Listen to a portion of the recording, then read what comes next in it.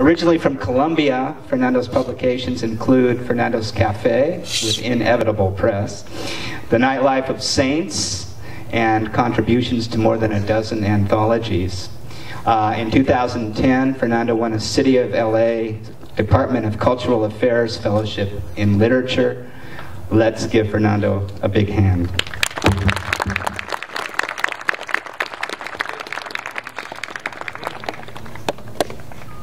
Can you hear me? No, I need a mic. I always get the temptation of singing Bésame Mucho, but I'm going to spare you of that. You know the words, right? Bésame, bésame mucho, como si fueras el muchacho. Okay, don't worry about it. You'll just put up at the next wedding. They'll definitely sing that for you. The first poem I'm going to read is Ode to Salt. And it's about one of those guilty pleasures, like too much salt, too much sugar, too much, whatever.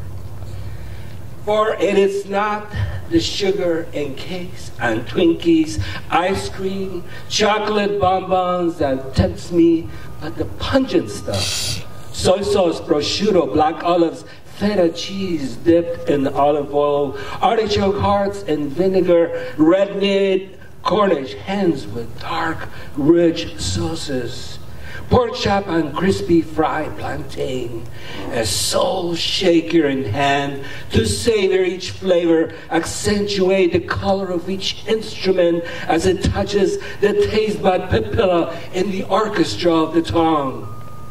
The little antenna in the nostrils, without the NaCl, there is no staccato, no pianissimo, no sostenutos, no recitatives, no solos, no bravissimos at the end of each chewing and frothing of the tongue splashing. Bland carrots and onions are for doctors who pay for BMWs and French restaurants with threats of hypertension and strokes.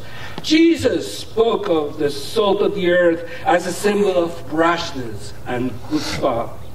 Way before refrigeration was invented, preserved culinary delight until fridges came to kill fresh food. Who could have eaten an egg in BC or AD without sodium chloride? Even as Dr. Osarov threatens me with gout, anemia, diabetes, dreadful old man diseases, I have a craving for a well-seasoned chorizo con pan. The heart plunges into palpitations.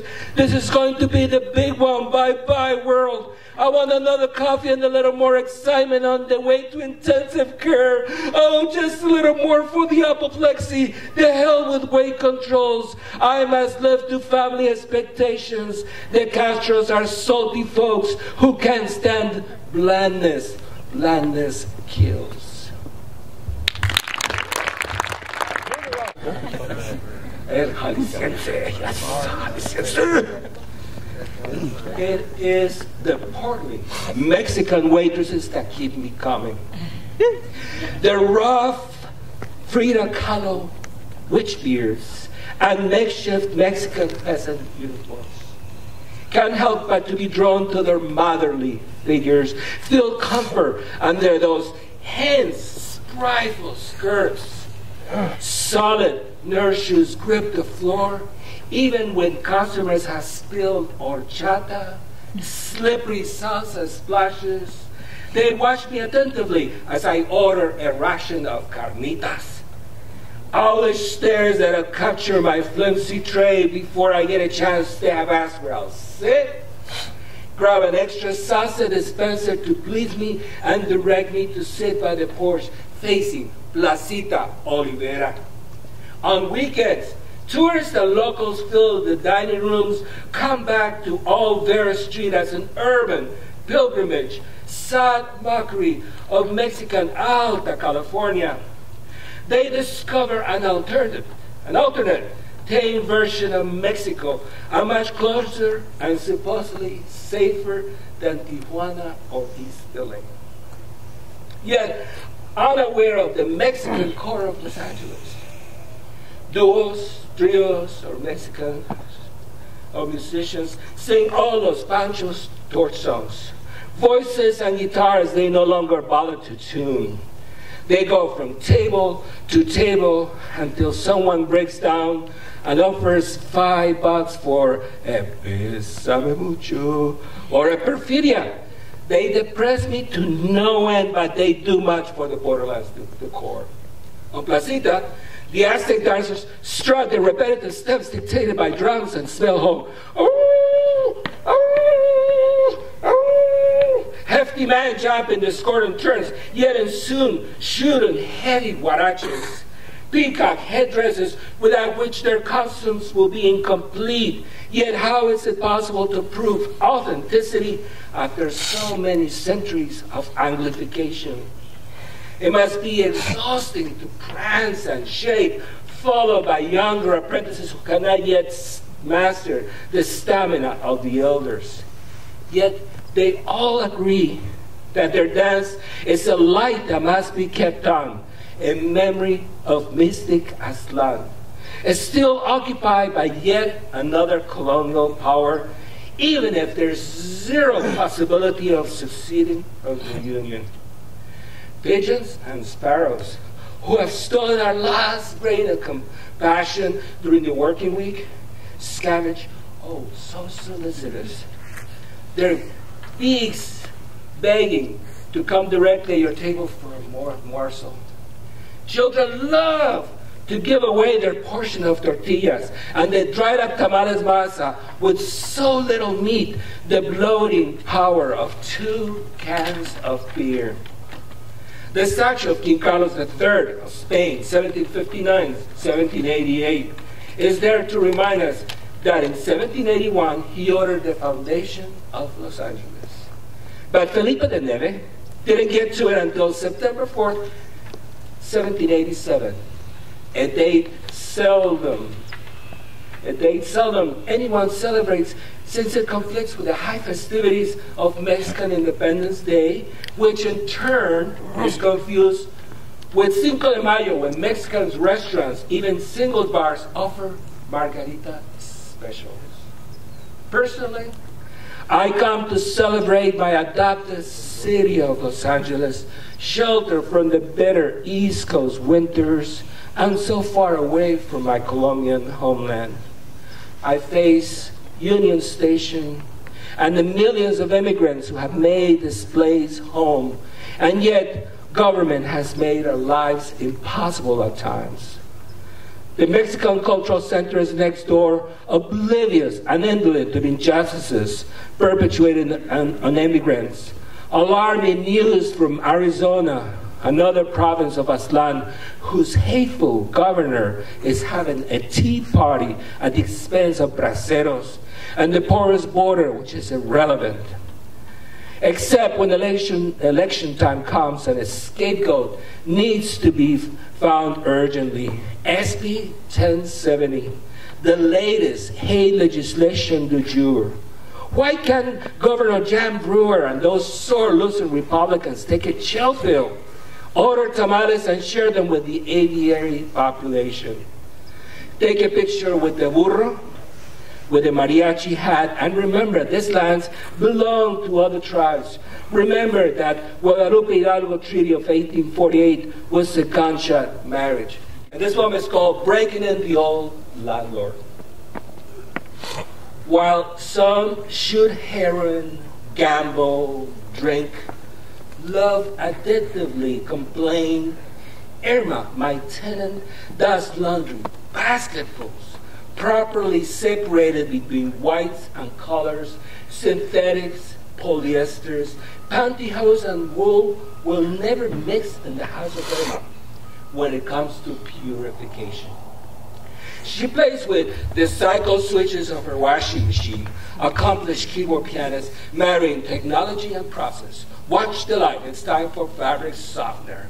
Or else jeans will stand up, rebellious after drying. Indomitable colors will refuse ironing. I am so glad I haven't let her down. The house water heater works fine in summer. I know she's on rinse when the stairs vibrate. Gloves of lint cloud the soup steps when I come home from work after the dryer has climaxed. I leave for the Hollywood Bowl moments later.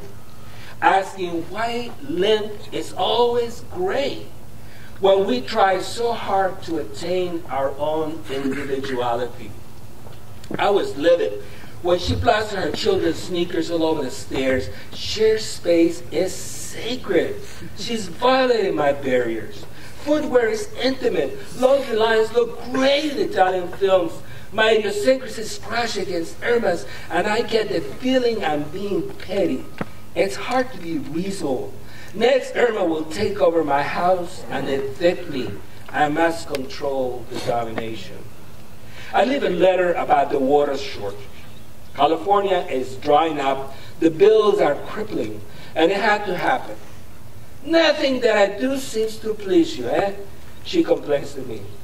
Probably I have to agree with her. A shame, mercy on me. I go through this ritual every time I get a new tenant.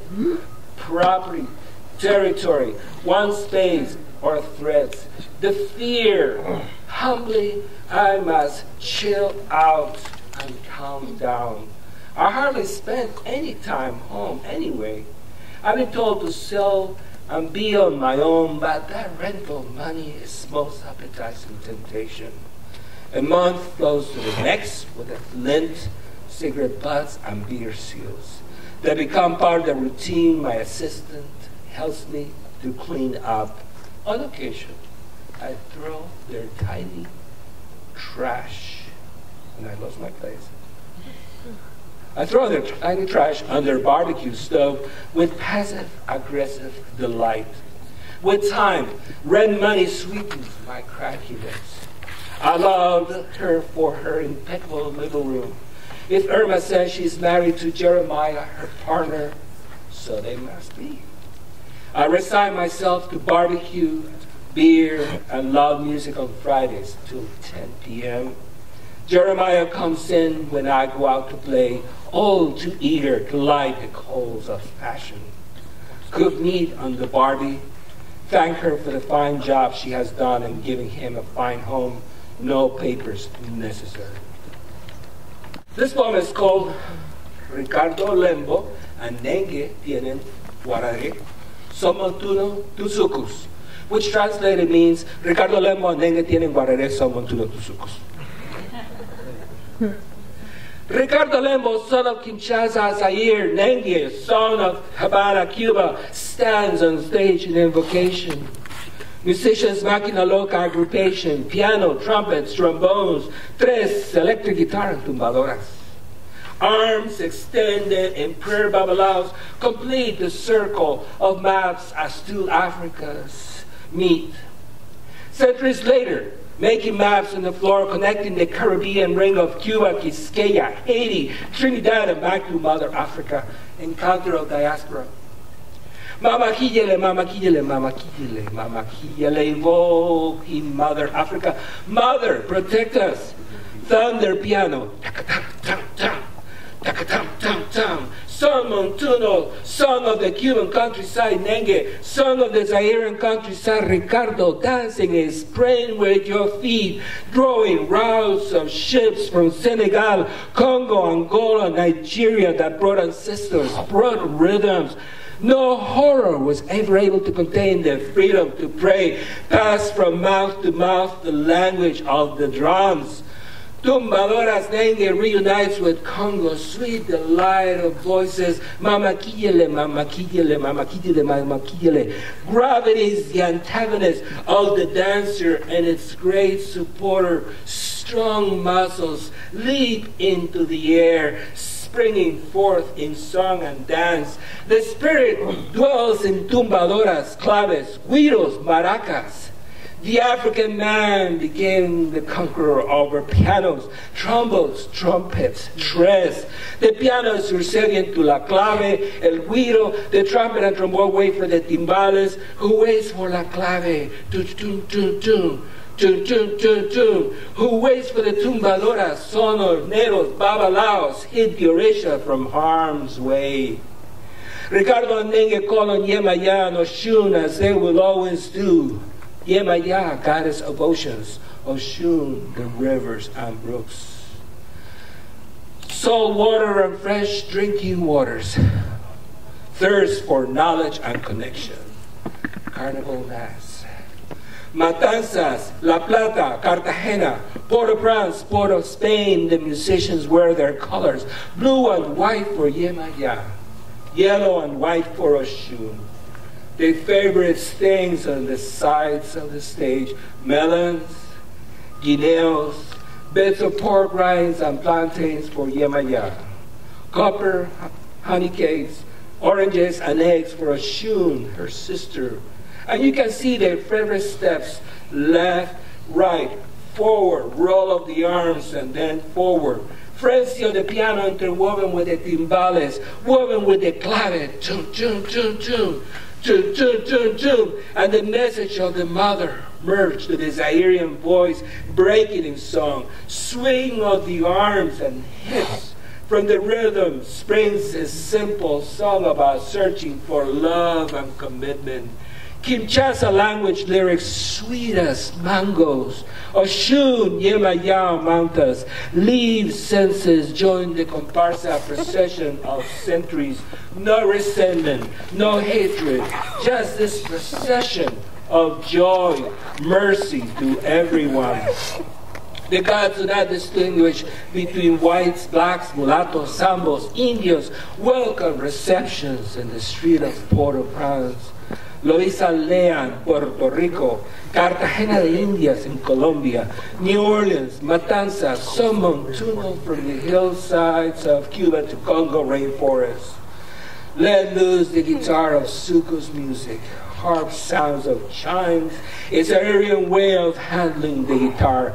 Visit each village in the room, named after each musician's nickname. Honor their gifts. Cachao, Nenge, Lembo. Honor the thatch roofs. Describe the fish, the color of the water and sand, the color of the reeds, and the women's brightly pigmented attires. Men and women dancing, dancing, hopping and turning. Suku's music, Somontuno, whatever the diaspora has spread its sweet sugars, intoxicated march of joy, agitation of the hands. Clap those palms, stamp those feet, take leave of the senses, and heal the chill in the bones. Thank you very much.